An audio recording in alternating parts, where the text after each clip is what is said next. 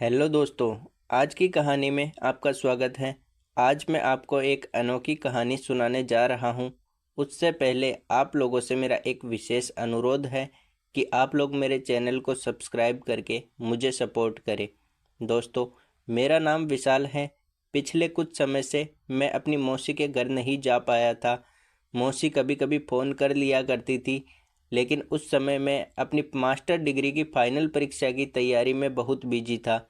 अब परीक्षा का रिजल्ट भी आ चुका था और अब मैं एक अच्छी नौकरी की तलाश में था, लेकिन मौसी की यादें मेरे मन में अभी भी ताज़ा थी। उनके साथ बिताए हुए खुशनुमा पल मुझे हमेशा याद आते हैं। मैंने सोचा क्यों न अब जाकर मौसी से मिल लूं और उनके हाथों का बना खाना खाकर कुछ दिन उनके साथ बिताऊं। इसलिए मैंने तय किया कि इस बार मैं मौसी के घर जाकर कुछ समय बिताऊंगा। यह मेरे लिए सिर्फ परिवार के साथ बिताने का मौका नहीं था, बल्कि अपने भीतर के तनाव को भी दूर करने का एक तरीका था। आखिरकार भगवान जी ने मेरे अंदर की बात सुन ली और एक दिन मेरी मौसी का फ़ोन आया। उन्होंने माँ से कहा कि तुम और विशाल 7-8 दिन के लिए हमारे घर आ जाओ। तुम्हारे जीजाजी अगले 8 दिनों के लिए बाहर जा रहे हैं। वैसे भी हम सबको मिले हुए काफ़ी दिन हो गए हैं। इस बहाने हम 7-8 दिन साथ रहकर खूब मज़ा करेंगे। तुम कल ही आ जाना, मैं इंतज़ार करूँगी। बगल में खड़ा मैं सब कुछ सुन रहा था, क्योंकि माँ ने फ़ोन स्पीकर पर रखा था ताकि मैं भी सुन सकूं। मेरी माँ का नाम शीला है और मेरी मौसी का नाम गीता है। यह सुनकर माँ ने कहा, ठीक है गीता, हम दोनों कल आ रहे हैं। यह कहकर माँ ने फ़ोन काट दिया। फरवरी का महीना था, ठंड काफ़ी पड़ रही थी। इसलिए माँ ने कहा, अर्जुन, हम सुबह 10 बजे से निकलेंगे ताकि ठंड कम लगे, लेकिन हम बाइक से चलेंगे। मैंने माँ को हाँ कर दी। फिर माँ ने कहा, मैं हम दोनों के कपड़े पैक कर देती हूँ। फिर माँ कमरे में चली गई। मैं भी अपने कमरे में जाकर बिस्तर पर लेटकर सोचने लगा कि अगर मौसी ने माँ को सब कुछ बता दिया तो क्या होगा, और अगर माँ के सामने मौसी ने कुछ ऐसा किया तो क्या होगा। इस सोच में मैं सो गया। अगले दिन मैं और माँ चाय नाश्ता करके तैयार हो गए। 10 बजे हम अपनी बाइक से निकले मौसी के गांव जाने के लिए। 3 घंटे का रास्ता था। हम अपने मगन में चूर होकर चले जा रहे थे। शहर की सीमा पार करते ही हमें कच्चा रास्ता मिला। बाइक की सीट पीछे से थोड़ी ऊंची थी, इसलिए माँ बार बार मुझसे टकरा रही थी। मैंने माँ से कहा, डरो मत, मुझे कसकर पकड़ लो। वैसे भी माँ को बाइक से यात्रा करने की आदत नहीं थी, इसलिए उसने एक हाथ मेरे कंधे पर रखकर कसकर पकड़ लिया और दूसरे हाथ से मेरी जांघ पर कसकर पकड़ कर बैठ गई। वह पीछे से मुझसे चिपक कर बैठी थी। कच्चे रास्ते की वजह से बाइक हिल रही थी, लेकिन मेरे मन में कुछ ऐसा नहीं था। अब रास्ते में काफ़ी गड्ढे थे। मैं बाइक धीरे चला रहा था। फिर भी एक बार जब मैं गड्ढे को बचाने की कोशिश कर रहा था, तो बाइक का पहिया दूसरे गड्ढे में चला गया। हम दोनों उछल गए और माँ ने खुद को संभालने के लिए मुझे कसकर पकड़ लिया। यह सब एक पल में हुआ और हम दोनों को कुछ समझ नहीं आया। माँ ने कहा, कैसे रास्ते हो गए हैं, लोग बाइक पर कैसे सफ़र करते हैं, भगवान जाने। यह सुनकर मैंने माँ से कहा, अरे बारिश के कारण सड़क की हालत ख़राब हो गई है, थोड़ी दूर और चलो, आगे अच्छा रास्ता मिलेगा। माँ ने कहा, अच्छा हुआ, नहीं तो मुझे लगा था कि तेरी मौसी के घर तक ऐसा ही रास्ता होगा। अब मैं मन ही मन सोच रहा था कि माँ को यह सब महसूस हुआ होगा या नहीं। अगर हुआ होगा तो उसने अपना हाथ हटाया क्यों नहीं, बल्कि उसने तो और कसकर पकड़ रखा था। क्या उसे भी इसमें कुछ संतोष मिल रहा था? ऐसे कई सवाल मेरे मन में चल रहे थे। अब हम गांव के पास पहुंच चुके थे। आखिरकार हम मौसी के घर पहुंच गए। तब दोपहर के 2 बज रहे थे। बाइक की आवाज़ सुनकर मौसी आंगन में आई। हमें देखकर वह बहुत खुश हुई। उन्होंने तुरंत माँ को गले लगाया और माँ ने भी उन्हें कसकर गले लगाया। दोनों एक दूसरे से हालचाल पूछने लगी। फिर माँ अंदर चली गई और फिर मौसी ने मुझे कसकर गले लगाया और मैंने भी उन्हें गले लगाया। तभी मौसी ने कहा, क्या रे बदमाश, इतने दिन हो गए तू आया ही नहीं। और हाँ, तू इतना सज धज कर कैसे आया है। अब तो तेरी माँ को सब कुछ बताना ही पड़ेगा, फिर दोनों का घर में ही इंतजाम हो जाएगा। यह सुनकर मैं दूर हटते हुए कहा, क्या बोल रही हो मौसी, कुछ भी। इतना कहकर मौसी घर के अंदर चली गई और मैं बाइक से अपने बैग को लेकर घर के अंदर ले आया। दोनों बहनें किचन में बातें कर रही थी। मैं बैग रखकर फ्रेश होने चला गया। फ्रेश होकर कपड़े बदलने के बाद हॉल में जाकर बैठ गया। इस बीच माँ और मौसी डाइनिंग टेबल पर खाने की प्लेट लगा रही थी। तभी मौसी ने मुझे आवाज़ देकर खाने के लिए बुलाया और मैं उनके साथ खाना खाने बैठ गया। हम बातचीत करते हुए मज़े से खाना खा रहे थे। इधर उधर की बातें करते हुए हमने संतुष्टि से खाना ख़त्म किया। इतने में माँ ने कहा, गीता क्या बताऊँ तुझे, रास्ता इतना ख़राब था कि गाड़ी में धक्के खाकर मेरी कमर दर्द करने लगी है, पूरा शरीर दुख रहा है, अब तू ही कुछ कर। इस पर मौसी ने कहा, चिंता मत कर, मेरा विशाल बहुत अच्छा मसाज करता है। जब एक बार मेरा भी पूरा शरीर दर्द कर रहा था तब उसने मसाज किया था, मुझे बहुत अच्छा महसूस हुआ था, पूरा शरीर एकदम हल्का हो गया था। इतना कहकर मौसी ने मुझे आंख मारते हुए कहा, अर्जुन, माँ का शरीर दर्द कर रहा है, मसाज कर देना, बाद में आराम हो जाएगा। मैंने हाँ कहते हुए वहाँ से उठकर हॉल में जाकर बैठ गया। मेरे मन में एक सवाल लगातार उठ रहा था कि मौसी ने झूठ क्यों बोला कि मैं अच्छा मसाज करता हूँ। ऐसा क्यों कहा होगा? क्या वह झूठ बोल रही थी ताकि मेरी माँ के साथ मेरी नज़दीकी बढ़ सके? मौसी इन सब से क्या हासिल करना चाहती थी? मेरे मन में बेचैनी बढ़ रही थी। दोनों महिलाएं किचन में साफ सफाई कर रही थी और मैं दोनों पर नज़र रख रहा था। दोनों का शरीर एक जैसा लग रहा था। वह धीमी आवाज़ में कुछ बात कर रही थी लेकिन मुझे ठीक से सुनाई नहीं दे रहा था। पर न जाने क्यों मुझे ऐसा लग रहा था कि वे दोनों मेरे बारे में ही बात कर रही होगी। कुछ ही समय बाद दोनों हॉल में आकर बैठ गई क्योंकि अब दोपहर के 4 बज चुके थे। मौसी ने माँ से कहा, शीला तू कपड़े बदल ले, गाउन लाई है क्या? नहीं तो मेरा ले ले, चल पानी पी और बेडरूम में आराम कर, फिर विशाल मसाज कर देगा तेरी। इतना कहकर दोनों बेडरूम में चली गई। मैं हॉल में बैठा सोच रहा था कि मैंने आज तक मसाज नहीं किया। थोड़ी देर बाद मौसी किचन में आ गई और एक कटोरी लेकर आई और बोली, चल विशाल। फिर मैं चुपचाप उसके पीछे बेडरूम में चला गया। बेड पर माँ पेट के बल लेटी हुई थी। मैं माँ को एकटक देखने में इतना खो गया कि मौसी कब मेरे पास आकर खड़ी हो गई मुझे पता ही नहीं चला। तब मौसी ने कहा, इतना क्या देख रहा है विशाल, क्या कभी किसी को इस तरह नहीं देखा? फिर उसने कहा, चल अब माँ की मसाज कर दे ताकि उसे आराम मिल सके। मैं बेड पर बैठ गया और मौसी ने तेल की कटोरी मेरे हाथ में देते हुए कहा, चल पैरों से शुरू कर। मैंने माँ के पैरों पर तेल लगाना शुरू किया और मौसी पास ही लेटकर देख रही थी। मैं बारी बारी से दोनों पैरों पर तेल लगाकर मसाज कर रहा था। मौसी हल्की मुस्कान के साथ मुझे देख रही थी और इशारों में मुझे कुछ कह रही थी कि ऊपर की ओर भी मसाज करो, लेकिन मुझे शर्म आ रही थी। तभी माँ ने अपना चेहरा दूसरी ओर कर लिया। इसके बाद थोड़ी दूरी पर सोई हुई मौसी माँ से कहने लगी, कैसा लग रहा है? मेरी माँ ने कहा, बहुत अच्छा लग रहा है गीता, आज पहली बार ऐसा कुछ करवा रही हूँ, वह भी तेरे जोर देने की वजह से। तुझे बहुत कुछ पता है गीता। तभी मौसी ने माँ के सिर पर हल्का थप्पड़ मारा। माँ ने कहा, क्या बचकानी बातें कर रही है, विशाल देख रहा है, उसे क्या लगेगा? इस पर मौसी ने माँ का गाल खींचते हुए कहा, इसमें क्या है, वैसे भी विशाल ने बहुत कुछ देखा है। यह सुनकर माँ ने शर्माते हुए कहा, चल कुछ भी बोलती है, गीता बहुत नाटक कर रही है तू। फिर माँ ने कहा, विशाल बहुत आराम मिल रहा है, मुझे अब कंधों तक मसाज कर दे ताकि पूरे शरीर को राहत मिले।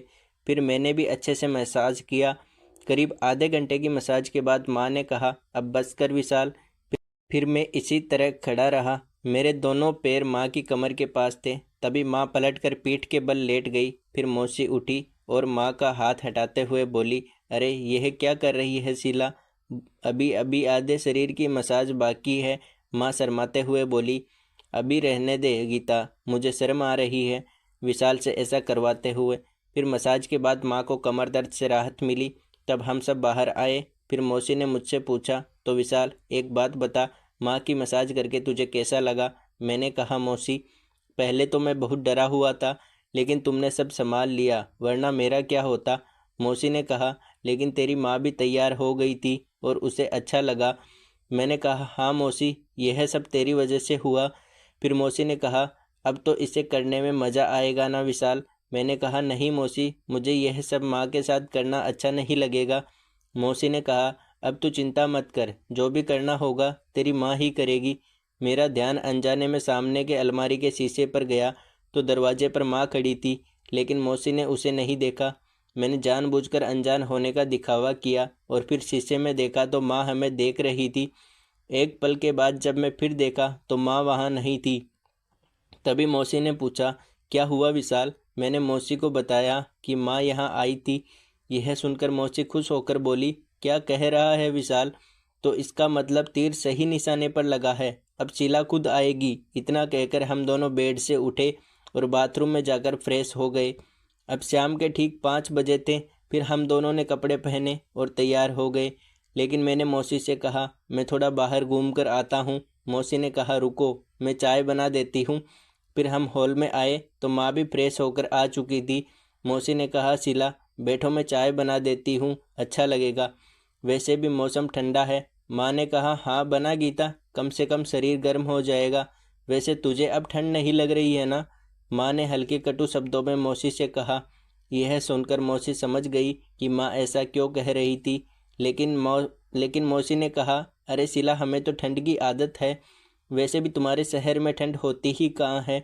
चल मैं जल्दी से चाय बना देती हूँ। फिर मौसी किचन में चली गई और चाय बनाकर लाई और फिर हम तीनों ने साथ में चाय पी। फिर मैंने माँ से कहा, मैं ज़रा बाहर जाकर आता हूँ। इस पर माँ ने कहा, हाँ जाओ, तुम्हें भी गर्मी लग रही होगी, लेकिन जल्दी आ जाना। मैंने माँ को हाँ कहा और बाहर निकल गया। मैं घूमते घूमते नदी के किनारे एक सुंदर शांतिपूर्ण प्राकृतिक माहौल में जा बैठा। हवा में बहुत ठंडक थी और सर्द हवा शरीर को चुभ रही थी। इतने अच्छे वातावरण में भी मेरे मन में विचार आ रहे थे कि मौसी और मेरे बीच जो कुछ था वह माँ को पता चल गया था। दरअसल में उसने सब कुछ देख लिया था। सब कुछ देखने के बाद भी माँ शांत थी, लेकिन माँ, मौसी और मैं ऐसे पेश आ रहे थे जैसे कुछ हुआ ही नहीं हो। माँ यह सब जानती थी, फिर भी उसने कुछ नहीं कहा। क्या यह सब देखकर उसकी भी भावनाएं जाग गई थी? क्या उसे भी यह सब करने की इच्छा हो रही थी? या शायद पिताजी उसे वह सब नहीं देते होंगे? ऐसे ही कई विचार मेरे मन में आ रहे थे। आखिरकार मैं उठा। हर तरफ अंधेरा हो गया था और धीरे धीरे ठंड बढ़ रही थी। फिर मैं सीधे घर की ओर चल पड़ा। जब घर पहुंचा तब रात के 8 बज चुके थे। माँ और मौसी किचन में खाना बना रही थी। मुझे देखकर माँ ने कहा, आ गया विशाल, गर्म पानी से हाथ मुंह धोकर आ, फिर हम खाना खाएंगे। फिर 9 बजे के करीब हम खाना खाने बैठे। तब मैंने मौसी से कहा, मौसी यहाँ बहुत ठंड है, हमारे यहाँ कभी इतनी ठंड महसूस नहीं होती। इस पर मौसी ने मुझे आंख मारते हुए कहा, चिंता मत कर, आज हीटर है, तुझे बिल्कुल ठंड नहीं लगेगी। मैंने कहा, सच? तो ठीक है, आज मैं जल्दी सो जाऊँगा, बहुत थक गया हूँ मौसी, अब तो ऊब भी हो गई है। तभी माँ ने कहा, अरे तुम तो इतने नौजवान हो, तुम्हें क्या हो गया है? इस उम्र में भी थकान? मौसी ने कहा, अरे शीला, यात्रा की वजह से थक गया होगा और ऊपर से इतना खराब रास्ता है। इस पर माँ ने कुछ नहीं कहा। इस तरह हम बातें करते करते खाने का आनंद ले रहे थे। फिर वह दोनों रसोई की सफाई में लग गई और मैं उठकर आंगन में थोड़ी देर टहलने गया और फिर बेडरूम में सोने चला गया। मौसी ने पहले ही सब तैयार कर रखा था। एक बड़ी सी कंबल बिस्तर पर बिछी थी जो 2 लोगों के लिए काफ़ी थी। मैं कपड़े उतार कर बिस्तर पर लेट गया और दीवार की ओर मुंह करके कंबल ओढ़ ली। मुझे पता था कि वे दोनों जब आएंगी तो मौसी मेरे पास ही सोएंगी, क्योंकि वह पिछले कुछ दिनों की कमी पूरी करने वाली थी। ऐसे ही सोचते सोचते मैं शांति से लेटा रहा, लेकिन नींद नहीं आ रही थी। मैं उनके आने का इंतज़ार कर रहा था। 1 घंटे बाद वे दोनों बातें करते हुए बेडरूम में आई। मौसी ने कहा, शीला, तुम बीच में सो जाओगी क्या? इस पर माँ ने कहा, तू ही सो जा बीच में गीता। फिर मौसी ने कहा, अगर तुम बीच में सोओगी तो तुम्हें ठंड नहीं लगेगी। फिर भी माँ ने मना कर दिया। मैं दोनों की बातें सुनते हुए सोने का नाटक कर रहा था। थोड़ी देर बाद सब शांत हो गया। मैंने चुपके से मुंह से कंबल हटाकर देखा तो हर जगह अंधेरा था। इसका मतलब मौसी ने सारी लाइट बंद कर दी थी। मैं मन ही मन बहुत खुश था, क्योंकि अब माँ को कुछ भी नज़र नहीं आने वाला था। अगले 15 मिनट तक मैं ऐसे ही पड़ा रहा, लेकिन कोई हलचल नहीं हुई। फिर मैं करवट बदलकर मौसी की ओर मुंह करके लेटा। तब मेरे दिल की धड़कन तेज हो रही थी। मौसी पास ही थी। मैं उसकी सांसों की आवाज़ सुन सकता था। मन में कई सवाल उठ रहे थे कि क्या यह सही है? क्या माँ को इन सब का एहसास हो गया है या फिर वह अनजान बनी हुई है? लेकिन मैंने सोचा, अब जो होना है वह होकर रहेगा। तभी मौसी ने धीरे से मुझे छूकर कहा, तू सो गया क्या? उसकी आवाज़ में एक हल्की सी बेचैनी थी। मैंने सोने का नाटक जारी रखा, लेकिन मन के अंदर बेचैनी बढ़ती जा रही थी। अचानक मौसी ने मेरे कंधे पर हाथ रखा और फिर उसकी उंगलियां धीरे धीरे मेरी पीठ पर घूमने लगी। एक अजीब सी बेचैनी और डर मेरे अंदर पनपने लगा। तभी अचानक माँ की आवाज़ सुनाई दी, गीता सो जा, बहुत रात हो गई है। फिर मौसी ने तुरंत हाथ पीछे खींच लिया और थोड़ी दूरी पर जाकर लेट गई। माँ की इस आवाज़ में कुछ ऐसा था जो मुझे शांत कर गया। मुझे महसूस हुआ कि माँ सब जानती है, लेकिन वह इस स्थिति को संभालने की कोशिश कर रही है। मैं थोड़ी देर चुपचाप लेटा रहा और फिर आखिरकार नींद आ ही गई। अगले दिन सुबह जब मैं उठा तो माँ पहले ही उठ चुकी थी। वह किचन में चाय बना रही थी और मौसी भी पास में ही थी, लेकिन माहौल थोड़ा अलग सा लग रहा था। फिर माँ ने मुझे देखा और हल्के से मुस्कुराते हुए कहा, चाय पिएगा? मैं कुछ कह नहीं पाया, बस हाँ में सिर हिलाया। मैं जानता था कि माँ बहुत कुछ जान चुकी है और उसके चेहरे की मुस्कान में एक गहरा अनुभव छुपा हुआ था। माँ ने उस रात जो देखा था उसे शायद उसने अपने अंदर ही समेट लिया था, बिना किसी बड़े झगड़े या मुद्दे के। कुछ देर बाद माँ ने मौसी की ओर देखा और कहा, अच्छा गीता, अब हमें चलना चाहिए, घर पर बहुत काम है। तब मौसी ने सिर हिलाकर हामी भरी और कहा, तुम जाओ, अब तुम्हारे जीजाजी के भी आने का समय हो गया है। जैसे ही मौसी ने हमें विदाई दी, घर का माहौल अचानक से हल्का हो गया। मैंने महसूस किया कि माँ ने बिना कुछ कहे इस स्थिति को सही दिशा में मोड़ दिया था। माँ ने मेरी ओर देखा और कहा, विशाल, जिंदगी में हर चीज़ की एक हद होती है। सही और गलत का फ़र्क जानना बहुत ज़रूरी है। उसकी बातों ने मेरे दिल और दिमाग में गहरी छाप छोड़ी। उस दिन के बाद मैंने फैसला किया कि मैं अपने जीवन को एक नई दिशा दूंगा। माँ के इस शांत और धैर्यपूर्ण व्यवहार ने मुझे वह सिखा दिया जो शायद किसी और तरीके से समझना मुश्किल होता। इस तरह मौसी के घर से विदा लेते हुए मैंने तय किया कि मैं अपनी सोच और कर्मों को सुधारूंगा और जीवन में आगे बढ़ने की कोशिश करूंगा। माँ की समझदारी और ममता ने मेरे जीवन को एक नई राह दी और मैं अपने भविष्य की ओर आशा और आत्मविश्वास के साथ बढ़ने लगा। तो दोस्तों, यह थी आज की हमारी छोटी सी कहानी। आपको यह कहानी कैसी लगी, कमेंट करके ज़रूर बताएं। अगर आपको यह कहानी पसंद आई हो तो इसे लाइक करें और अपने दोस्तों के साथ शेयर करें। आगे भी ऐसी ही रोमांचक कहानियाँ पढ़ने के लिए हमारे चैनल को सब्सक्राइब करें और बेल आइकन दबाना ना भूलें, ताकि आप हमारी कोई भी कहानी मिस ना करें। धन्यवाद।